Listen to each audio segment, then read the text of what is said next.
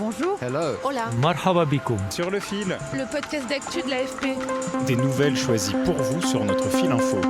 Dans cet épisode de Sur le fil, je vous emmène sur la Lune, à la découverte du projet Sanctuary on the Moon.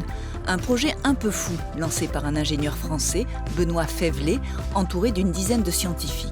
Son objectif est de déposer sur la Lune une capsule contenant un condensé de notre humanité. Elle sera déposée par un atterrisseur lunaire de la NASA d'ici quelques années, dans le cadre du programme Artemis, à la disposition des générations futures ou d'éventuelles civilisations extraterrestres. Mais que retenir de nos connaissances? Quelles œuvres d'art choisir? Et comment les rendre lisibles par d'autres civilisations? Élément de réponse avec Benoît Faivelet et Jean-Philippe Uzan, astrophysicien qui fait partie de l'aventure Sanctuary on the Moon. Sur le fil. 3, 2, 1. MDS, we have ignition, we have a liftoff. Roll program is in on time. Vous vous souvenez peut-être de ce moment-là, c'était il y a 47 ans, en septembre 1977. Les sondes de la NASA, Voyager 1 et 2, prenaient leur envol de Cap Canaveral. Leur mission était d'étudier les planètes en dehors du système solaire. Les sondes transportaient chacune d'elles une sorte de bouteille à la mer interstellaire, un disque d'or sur lequel sont gravés des sons et des images censés représenter la diversité de la vie sur Terre.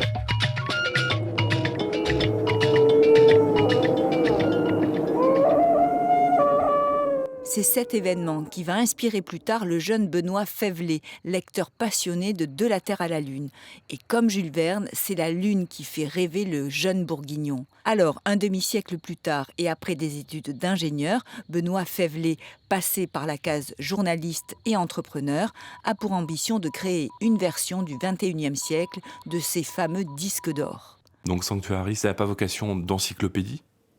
Mais c'est surtout un travail de choix pour raconter ce que l'on est, avec des génomes qu'on a décidé d'embarquer, ce que l'on sait avec une sélection de contenus scientifiques, et puis ce que l'on fait avec de l'art. Avec une centaine de milliards de pixels, qu'est-ce qu'on aimerait conserver pour toujours sur la surface d'un autre monde? Car nos connaissances ont beaucoup changé. Un exemple, l'ADN a été décodé depuis. Alors pour créer un message universaliste aux générations futures et transmettre le savoir humain dans sa diversité, l'ingénieur s'entoure d'une dizaine de scientifiques français, astrophysiciens, paléontologues, généticiens, physiciens des particules ou spécialistes du big data.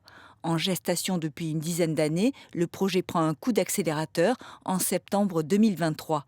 La NASA valide le projet, elle déposera sur la Lune un conteneur d'1,4 kg qui contiendra les disques.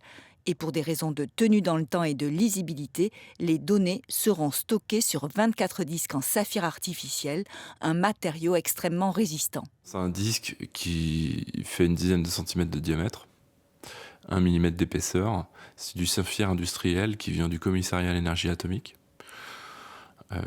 et sur lequel a été appliquée une couche de nitrure de titane. Ce ne sont pas des pigments, donc il n'y a aucune possibilité d'altération de la surface, contrairement par exemple aux couleurs. On dit souvent que les drapeaux américains décident de l'unissage Apollo. Aujourd'hui, en fait, c'est les seules choses qui ont changé puisqu'ils sont devenus blancs, parce que les pigments ont été irradiés par les rayons solaires.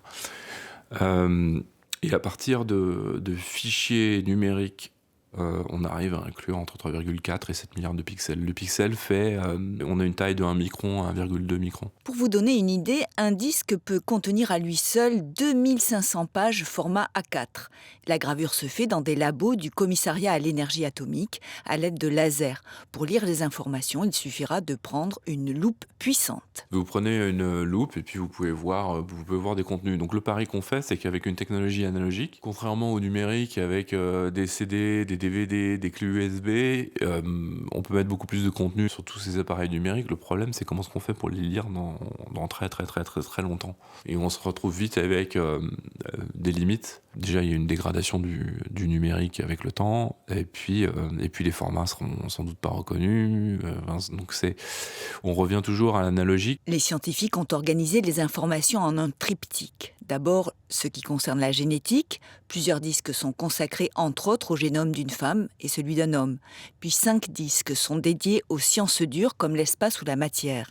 Alors pour que l'être humain ou l'extraterrestre puisse comprendre et décoder les informations, une sorte d'alphabet sera gravé au centre du disque. Un peu comme la pierre de Rosette qui a permis à Champollion de percer le mystère des hiéroglyphes égyptiens. Sur les disques sciences, on a des histoires scientifiques qui peuvent aller de la matière noire au trou noir, jusqu'aux exoplanètes, jusqu'à la physique des particules. Et donc pour raconter ces histoires scientifiques, on est obligé d'utiliser des unités comme des kilomètres, comme des ampères, comme des secondes, donc avec des unités de temps, de longueur, de masse et d'autres.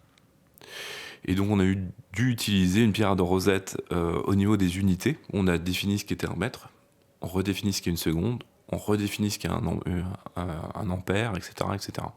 Et à partir de toutes ces unités redéfinies, on peut les combiner les unes avec les autres et ainsi expliciter plein de faits scientifiques. Mais pour l'équipe de scientifiques de Sanctuary, l'humanité, c'est aussi et surtout de l'art et de la culture. Et c'est là que l'UNESCO intervient en tant qu'autre partenaire du projet. Une sélection de lieux classés patrimoine mondial de l'humanité, d'œuvres d'art, de langue, va être effectuée.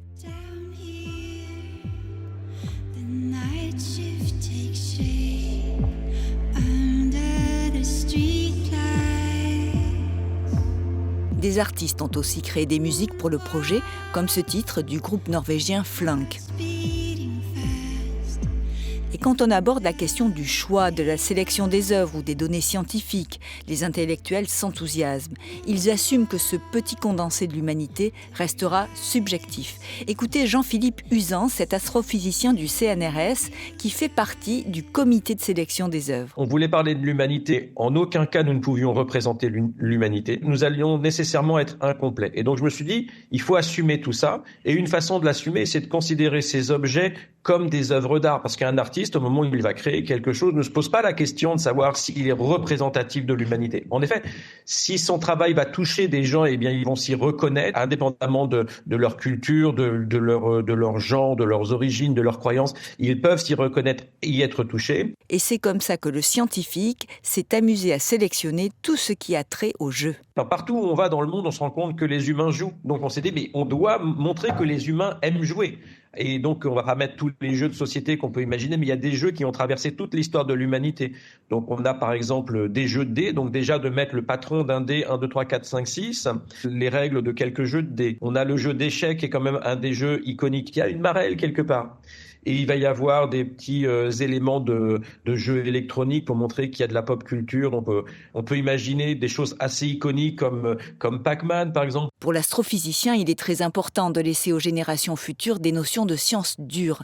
Mais l'imagination, et notamment celle des enfants, doit faire partie du voyage sur la Lune. Je travaille beaucoup avec une association, on va voir les enfants hospitalisés, en particulier en hospitalisation longue, on fait des projets avec eux. Et on a récolté des dizaines, peut-être même des centaines de dessins d'enfants. Où ils devaient dessiner leur voyage sur la Lune. Donc dans le disque, parsemé de ci, de là, ces dessins sont là. Et moi, j'avais promis à ces enfants-là que ces dessins iraient sur la Lune. Pour l'instant, Benoît Fèvlet passe le plus clair de son temps dans son bureau à Paris.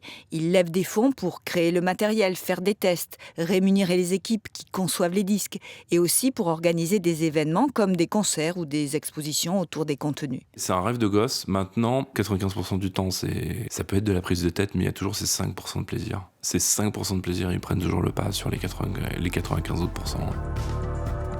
Merci de nous avoir écoutés. Je suis Emmanuelle Bayon. Sur le fil revient demain. Si cet épisode vous a plu, alors n'hésitez pas à vous abonner et à nous mettre plein d'étoiles. À bientôt.